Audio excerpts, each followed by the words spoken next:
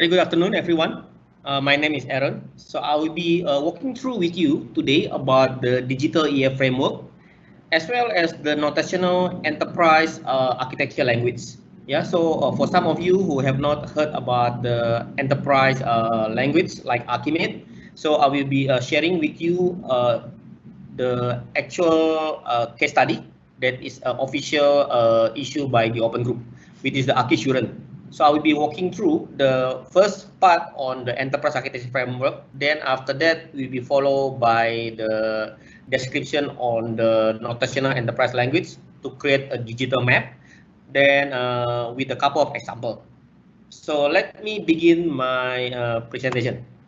So this is what happened with the Gartner on the Predict 2020 in regards to the enterprise architecture, which is quite interesting because Gartner has produced many papers, many research, and actually they are procrastinating that enterprise architecture is the very, very key factor for a successful digital transformation in the today era. Because as you know that in the past, many 60-70% IT project fail. Today as well in the digital transformation, the same rule apply. 70 to 80%, even higher, that the digital transformation initiative already failed because they have no clue how to execute digital transformation. They are still doing the same method as in the era of computerization, but they just labeling their project name with the word digital. So this is the irony about our life today in the enterprise. And interestingly, this is what Gartner predict for 2020. So this is about this year. So for those of you who have adopted or established enterprise architecture, you'll be playing a much more critical role because today, this year onwards, that enterprise architecture will enable the intelligent organization. So Gartner used the word intelligent. In the past, we call it, remember the word smartphone, smart city, and etc. So in the past also, many of the so-called smart initiative also has not gone anywhere.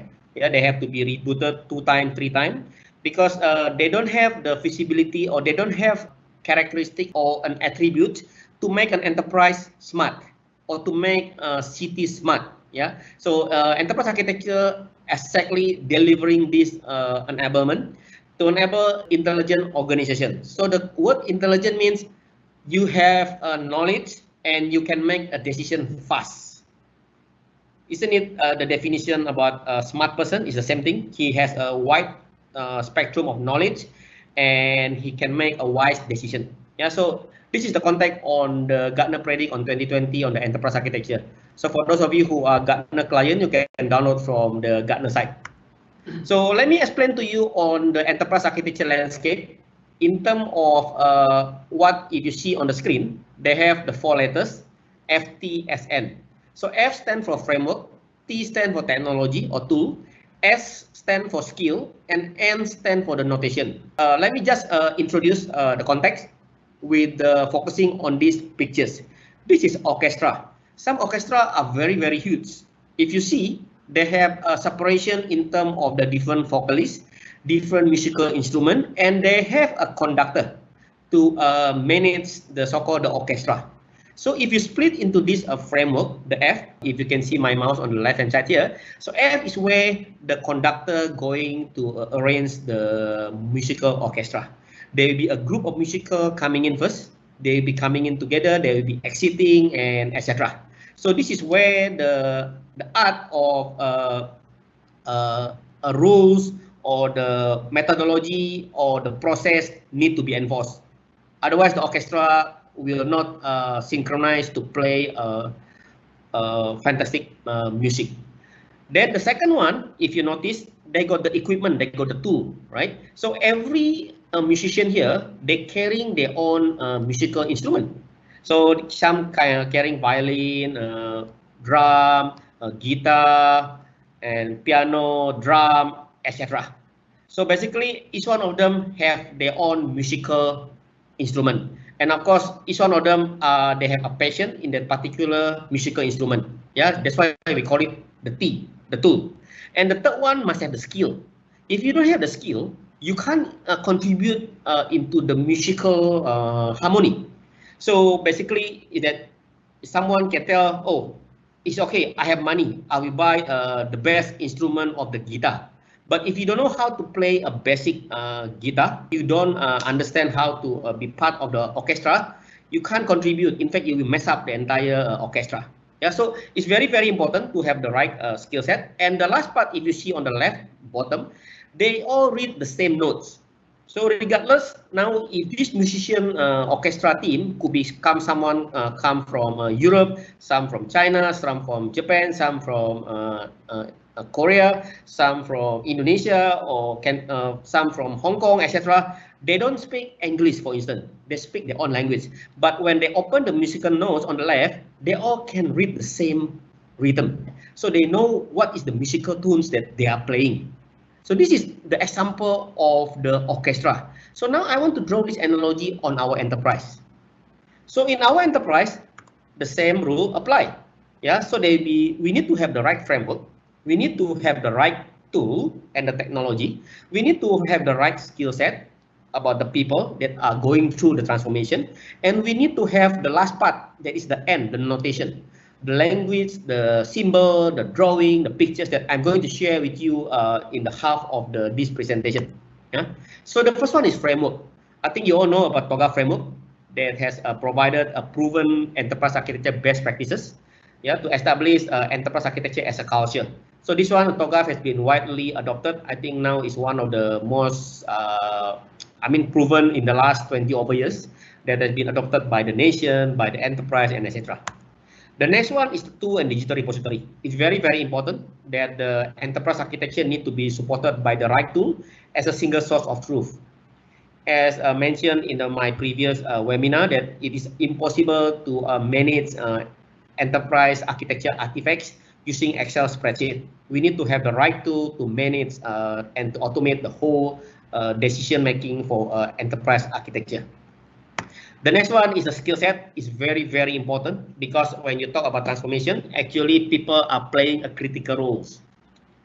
Basically, without the right people you put into the right context, your digital transformation will not be successful. And interestingly about this skill set is that people need to unlearn and relearn a new thing. That's why the ISA IT Architecture Body of Knowledge has provided the right skill set to be to turn out to be digitally ready professional. So this is something that is very, very key, that many organizations also overlook the importance on the skill set. And the last part is very, very interesting. That is the notation. Like you have seen in the musical world, that they have a standard musical notes. So in our enterprise, we also need to have a standard symbol, a standard language to describe and to communicate the enterprise messages. I will cover mostly in this presentation about the F and the N, which is the notation. F is about the framework. So let me give you an analogy on this driving, right? If you're driving a car, and I believe everyone have ever sit in a car, yeah, or you drive yourself in a car. So what is the FTSN here? The first one, if you talk about framework, EF framework, actually the traffic rules. That's why we took a driving class. We learn about the theory, we understand about the rules, about the speed limit, about the line divider, about all the sign on the route. Otherwise, we will be endangering not only ourselves, and we will be endangering others. The second one is about the tool, the technology, which is about the car. And today the car also has adopted a very high technology. They can be self-driving, they can detect the pedestrian, they can auto brake, and etc. Yeah, so this is very, very important, the T. And the next one is about S.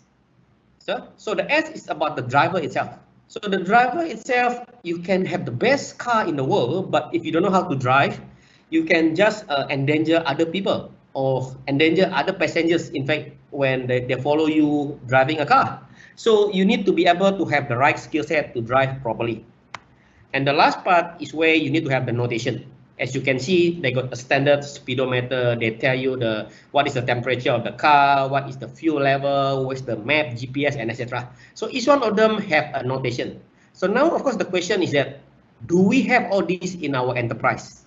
And how well this FTSN has been so-called integrated or embraced in our enterprise today? So let's focus on the EF framework, yeah, because this is something very, very important. Because the second part on the notation actually is mapped directly to the EF framework based on the TOGAF. The EA framework, basically, what is the framework? It's a conceptual structure used to develop, implement, govern, and sustain an architecture. So it's very, very clear. We need to develop, implement, govern, and sustain. Yeah, so architecture is not a one-time off that some of people believe that they have done the enterprise architecture for one time. Actually, it's the journey, it's the culture, and you need to sustain it for many years to come. And in addition, a framework is also a method for designing a target state of the enterprise. So what do I mean by the target state? Because we are busy every day, we want our life to be better. We want our enterprise to move on, because it's that enterprise itself, they have so many competitors out there. If we cannot compete, then our business will disappear, especially today in the digital transformation, and it is totally non-forgiving. We need to be ahead of the curve. We need to be ahead of our competitor.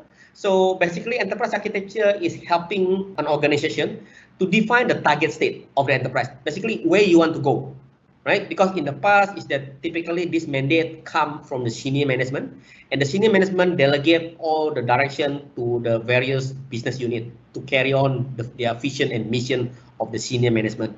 But with the enterprise architecture help to validate and also to design and define the target state, so that everyone have a clear roles and responsibility where they can contribute at the most strategic value. The third one is that a framework is used as a practical starting point for an architecture establishment. Basically captures what others have found to work in the real life. If we think that we can come out with one framework, yes, you can, but it takes years to get proven to work. So if you adopt the established framework like TOGAF, it just makes our life simpler, and we know that it has been tested and proven working. So what we need to do is to understand. Then after that, we should be able to adapt and adopt the right framework as a starting point. And of course, must also contain the following: common vocabulary. That's why the second part has a notation, a common vocabulary for anyone to be able to address and express their enterprise language. Yeah, and also should have a standard and compliant product that we can adopt. So this is basically a very, very important concept, fundamental on the EA framework. So there are 5 key components in the TOGAF EA framework. The first one, they call it ADM, Architecture Development Method. So basically, it's about the wheels. If you see there, the wheels rotating from clockwise. Yeah, clockwise. So the first part, I will be sharing this more in the next couple of slides. Yeah, so basically they got the wheel. So the message is this. This TOGAF is the journey, and like the wheel, it will never stop because it's around, so it's always rolling. In the enterprise architecture, we call it transition. When you are in transit, you will never reach your destination. So now you are in transition 1, transition 2, transition 3. For us to transit all the way to a better place. So this is the concept on the TOGAF ADM. Yeah, so I will elaborate this in the next couple of slides. The second one, TOGAF is also have a content framework. It's very, very important, because what happens is that we need to know what we are delivering, what we are focusing for each of the bubble in the ADM. Yeah, this ADM got A, B, C, D, E, F, G, H. So this one is corresponding nicely. So I have a slide as well to describe this. Then the next one, there will be a capability framework. It's very, very important. This is talking about the capability of the enterprise as well as the team competency. Yeah, because without the right people you put into the enterprise architecture, it is very difficult to get the right outcome. Then there will be a guideline and techniques for you to collaborate, for you to work together in the larger architecture team, EA team. Because eventually the enterprise architecture team will be a ratio of the 10% of your IT strength. So if your IT strength got 100, you need about 10 architects, and then 10 architects will be running multiple concurrent enterprise architecture initiative. The next one is enterprise continuum. Actually, it's about a repository. So how do you manage your structure, your digital repository, so that you can retrieve, you can create a dashboard to make a decision. Yeah. So let me just continue with the next, the first part, which is the transition about architecture using a TOGAF Architecture Development Method. So they got the first part, which is the preliminary. So preliminary phase is where you establish the EA governance. So EA governance basically is about the rules, about your do and don'ts, about your governance, about your standard, about roles and responsibility. So you need to establish that one in the beginning. Then after that, you need to get management buy-in. So management buy-in is the very, very important aspect in the enterprise architecture. This is what I call it top-down. However, I do realize some of us having issue to convince the senior management, so we need to do bottom-up. But the bottom-up approach will take longer time. Yeah, but of course, if you have no choice, you still love your company, you still love your enterprise, and your bosses still don't buy in enterprise architecture, then you need to do bottom-up. But I would recommend, of course, the ideal world is that we always start from the top-down, that is getting management buy-in. The next one is preparing enterprise transformation. This is where we typically conduct readiness assessment. We want to prepare the organization in terms of what is expectation on the enterprise architecture, and then also what is the structure of the governance, commitment, and then of course as well as the competency of the people. The next one on the defining EA principle. So defining EA principle here is we are talking about EA principle in the 4 domain. So there will be a principle for business architecture. There will be a principle for the data architecture. There will be a principle for application architecture, as well as there will be a principle for infrastructure architecture or technology architecture. So this is the what in the preliminary phases are covering in a very, very high level. Then you heard about ABB. ABB is the architecture building block. So the architecture building block actually form at the phase A, architecture vision, phase B, business architecture, phase C, information system architecture, and the phase D, technology architecture. This is where we define the architecture at the enterprise level, at the ABCD. So when we define the architecture, we haven't talked into the solutioning yet, because the solutioning part take place at the phase EFGH. So this is where the enterprise architecture office will execute their duty, their job. Yeah. So first, in the phase A, so what do they do? What they do is actually implementing enterprise vision and strategy. So basically, we are trying to get where the senior management, the key stakeholders want to drive the enterprise going forward. Yeah. And what sort of strategy that we need to have in order for the vision itself to be successful. So this is where the architecture building block to model and define the enterprise vision and the strategy that take place at the phase A. Once this one is done, then we go into phase B. So phase B basically, in essence, is that we are mapping our business landscape, and to identify the gaps. What are the gaps that we need to fill in order for the business to support the enterprise vision and the strategy? So we are talking about assisting business process, assisting business function, assisting business collaboration, assisting business interaction, assisting business services, and all the assisting capability. And how that need to be transformed or to define the target state, and we identify the gaps so that our business can support the enterprise vision and the strategy. Likewise, in the phase C, we are looking at what are the so-called data or information architecture gaps, meaning that what are the things that we need to change, what are the things that we need to acquire, to procure, or to modify, or to decommission, in order our information, our data supporting the business as well as supporting the enterprise vision and the strategy. Then the next one is on the developing software and application architecture. So basically, we are looking at the existing application in terms of their connectivity, in terms of their usage. Are they really becoming a strategic to the business, or actually they become a stopper to the business? Because today, many situation is that if you have not done the proper architecture, many instances is that when the business wanted to move, it is being stopped by the IT team. Because why? Our software, our application is not ready. We cannot support, or we cannot support as fast as what the business wanted. So in here, we are looking at what are the possibility to remove the gaps so that application and software and the data can support the business and achieving or realizing the enterprise vision and the strategy. And the last part is about technology or infrastructure. So it's the same case. We are looking at the actual infrastructure. So they will be asking that, would moving to the cloud help us to achieve and realize our enterprise vision better. If not, then we stay on premise. As simple as that. We don't need to follow the trend. Oh, everybody move to the cloud, so I need to move to the cloud. But we need to be able to justify the reason, the business justification, why moving to the cloud will help us to win the competition, will help us to address the stakeholder concern, will help us to realize the enterprise vision and the strategy. So this is where the formation of the architecture building block. So once we identify all the gaps, what we need to do now is that we need to enter phase E. Phase EFGH, which is what I call it SBB, which is solution building block. So actually the solution building block has been happening today in most of the enterprises. With this, typically this SBB has been carried out by our PMO. So if any one of you here are the member of the PMO, we call it Program Management Office or Project Management Office, you are actually doing the SBB, but somehow you don't do the ABB. The ABB typically you do it inside the project, whereby here the concept of enterprise architecture is that we do the architecture building block before we make a decision which project to execute, yeah, which project go into phase 1 and how many millions will be allocated to which project. So this all can be consolidated using the gap. So what happened in the phase E, if you see here, we are consolidating all the gap and prioritizing project.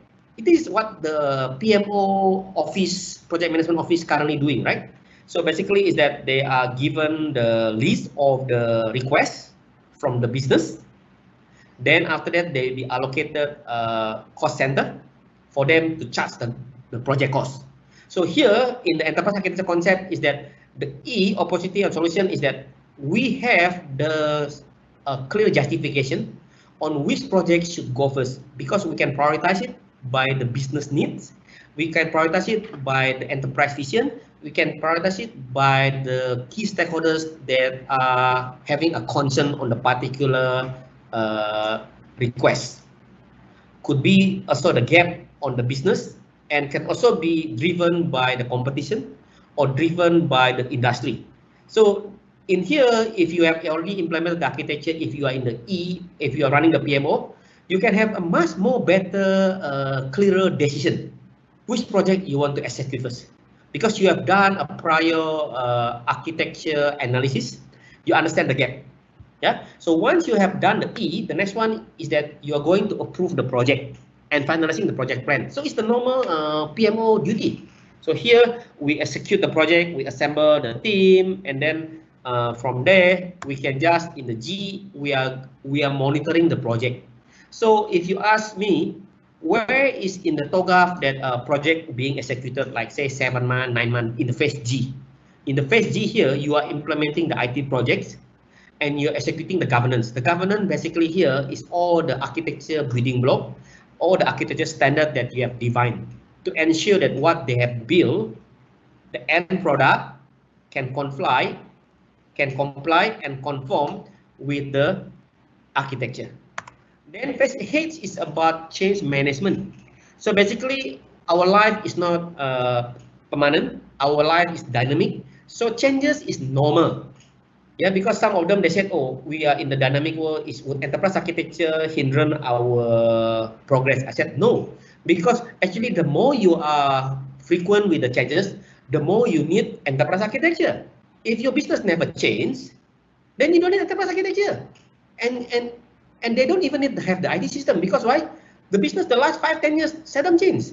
But if you are dynamic and you keep changing in order to survive, to adapt with the environment, to adapt with the competitor, then you need the enterprise architecture. So the whole thing falls into the right place. So this is the cycle of the enterprise architecture. Then any changes that are coming in, if we go through the same process of ABB again, we want to see the impact of the changes. And if you see the middle here, they got requirement management. This is where the requirement management understand the whole interdependency, the whole impact of any particular changes in the enterprise. That's why if you see double arrow here, double arrow to everywhere, because requirement management should be able like a sensor. If our human being is our brain, they tell you, oh, this is not right. You do this, this is the consequences. Yeah, so it can have a so-called an intelligent and a relationship. What we call it in the EA world, we call it meta model. So they understand the whole relationship spectrum on the every phases of the enterprise. That's called requirement management in the middle. Yeah, so I hope I give you a perspective on the TOGAF development cycle. The next one is on the iteration, because as I mentioned that enterprise architecture is not a one-time off. It's very, very difficult for someone doing enterprise architecture. They want to have the correct answer now. But what I would advise is that to the team is that just get or decide, make a decision as of today is correct, because tomorrow may change. Our world is a very, very dynamic. We cannot say that, oh, our decision will last 1 month. Forget about 1 month. Can't even last 1 week. So what happens is that the architecture decision is that what we think is today is the wise decision, today is the right decision, then we make a decision as of what we know today. Then if any changes, we can look back and we can revisit. That's why the iteration cycle kicks in. That's why the iteration cycle coming into the pictures to make our world real. Otherwise, framework is too theoretical. We need something that is real, that is tangible, and yet is practical. Yeah, that's why they got a revisit on the transition planning iteration, architecture governance iteration, then architecture development iteration, and architecture capability iteration. So meaning you can't get it right for the first time, but just enough, and then you move on from there. Because our business can't wait for us. We cannot tell the business, we get back to you 6 months. No, the business need it next week. Because why? The competitor already under pressuring us, so we need to deliver something fast, so we just deliver what is needed at that point in time. That's why the concept of iteration kicks in. And of course, there will be a multiple facet of architecture. In here, we call it strategic, segment, and capability. Yeah, so there will be times that architecture will execute another project. Because when we do the iteration, we realize, oops, this one we can't just do it like this direct changes, but we need to churn out another new architecture project, yeah, or new architecture initiative that we need to roll back into the phase A. We need to identify the new vision, because this one is not defined in the current vision, so we need to execute another TOGAF cycle. So this is the real implementation on the enterprise architecture. Yeah, so it's not only 1 person or 2 person doing this, so it will be multiple channel, multiple team. It's like you are doing IT project. If you have a team of 20 or 30, definitely you are running 5 or 10 projects in your enterprise. You don't run a single project. The same thing with the enterprise architecture. The next one on the content framework, as mentioned earlier. So all these content framework actually map directly into the TOGAF phases. So hopefully you can see from your screen. They have, if you see my cursor here, got preliminary. So preliminary actually corresponding with this TOGAF circle. Then they got architecture vision. Also, all these just now I mentioned about in the preliminary. Then got architecture requirement. So architecture requirement here actually is looking into the requirement management. So if you look at the architecture vision, they got the business strategy, technology strategy, business principle, objective and driver, architecture vision, and stakeholders. So these are the so-called very, very key to motivate the architecture. Here you see the business strategy word there. So in the TOGAF 9.2, we need to develop a business strategy. We need to deliver, and then after that, the technology strategy to support the business. Then after that, we need to have the business principle, objective, and the driver. We need to know the vision, and we need to know the key stakeholders. So this is where we are going to develop or model the enterprise architecture at the preliminary and also phase A. Yeah. Then after that, we go into the business architecture. The business architecture here. They got the motivation, driver, goal, objective. Then they got the organization structure. Then they have a behavior in terms of the business services, events, control, products, function, capability, etc. This is happening at the business architecture layer. Then at the information system architecture, we are looking at the data and application. So we are looking at the data entities. We are looking at the data components. We are looking at the information system services. We are looking at the application components, how the application components supporting the business and the vision. Then the next one on the right hand side here, they got the technology architecture. Basically, we are looking at the technology services, looking at the physical technology actual deployment itself, and also logical components. Yeah. So the bottom part is where we do architecture realization, which is happening at the EFG, where we look at the opportunity, solution, and migration, work packages, Then we look at the implementation and migration. Implementation governance, we are looking at the standard guideline and specification. So all these are corresponding to each of the phases in the TOGAF. So this one, if you if I can explain this in the parallel analogy of the database, this is actually all the database tables. So all these have a content, have the attributes, have the field, have the value that we need to fill up. And the requirement management is where you do the indexing and the primary key, foreign key on the typical database table. So the requirement management understand the relationship for all aspects of the phases in the enterprise architecture development. The next one is on the stakeholders. Stakeholder is very, very key in doing the enterprise architecture. So this is where we need, as an architect, we need to address the stakeholder concern. In a typical project, typically you don't really address the stakeholders. You typically address the business requirement. So stakeholders basically is someone who have the power in your enterprise to commission the project, to allocate the money, and as well as to terminate the project. So this is a very, very powerful stakeholders. So in terms of the enterprise architecture, typically we need to address all these stakeholders' concern properly. That's why the enterprise architecture, they have a modeling for motivation, strategy, goals, which is really addressing the senior management at their heart. We need to know what they have in their mind, what make them worry, and what are their concerns. And the enterprise architecture addressing exactly all their issues by delivering a proper solution. That's why we call it solution building block. So digital platform addressing various stakeholders, as you can see here. So this is the example of the various stakeholders. So we need to understand and we need to tailor. Yeah, the keyword here is to tailor, because what happened, not all the stakeholders having the same concerns. So we need to understand them and we need to know what are the, if you are talking with the head of strategy here on the top, what are their concerns? If you're talking to the business architect, what are their concerns? If you're talking with the chief digital officer, what are their concerns? Or chief customer officer, what are their concerns, and etc. All these are very, very important for us to address our enterprise architecture stakeholder concern.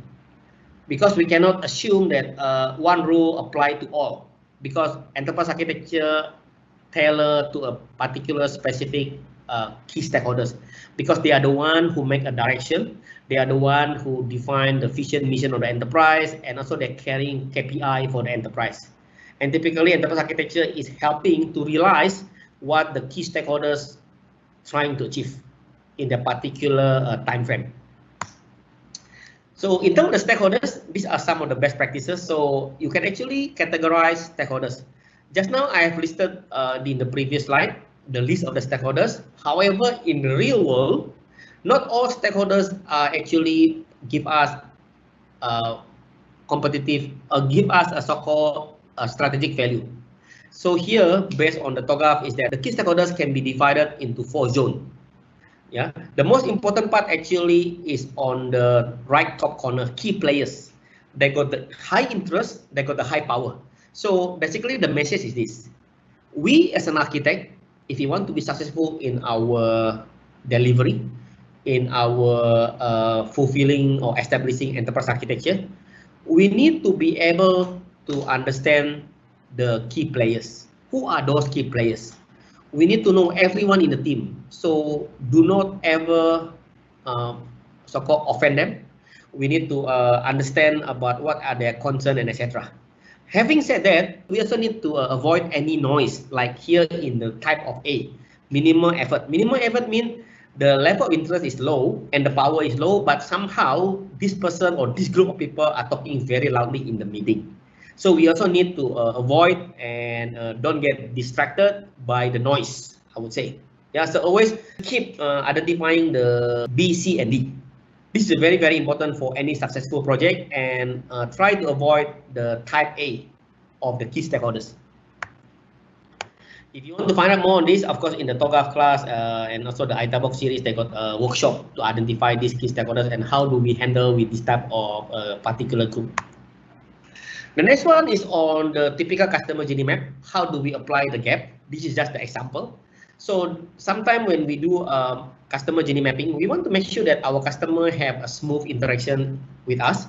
So we need to make sure that at the bottom there, if you see, for every phases that the customer interaction with us, the touch point, we need to understand what are the gaps that exist today in terms of the business, data, application, and infrastructure. If we can address all these gaps, the customer will have a smooth dealing with us. Yeah, because in the past they got many design thinking concept, thinking outside the box or beyond the box or etc. to discover customer journey interaction with us, but they haven't really addressed at the bottom part. So enterprise architecture here coming handy for those of you are doing exactly this. You can apply the enterprise architecture to identify the gaps in the business, data, application, and infrastructure for every customer journey mapping. So the concept will be something like this. Later I will show you the example. So there will be a heat mapping. So we need to acknowledge which part of our business that are still partially good, which one is the very good, which one is totally not available. That means something that we need to improve. Yeah, so that what we call it become the yellow and the red become our initiative, and they can go through the enterprise architecture cycle, the iteration.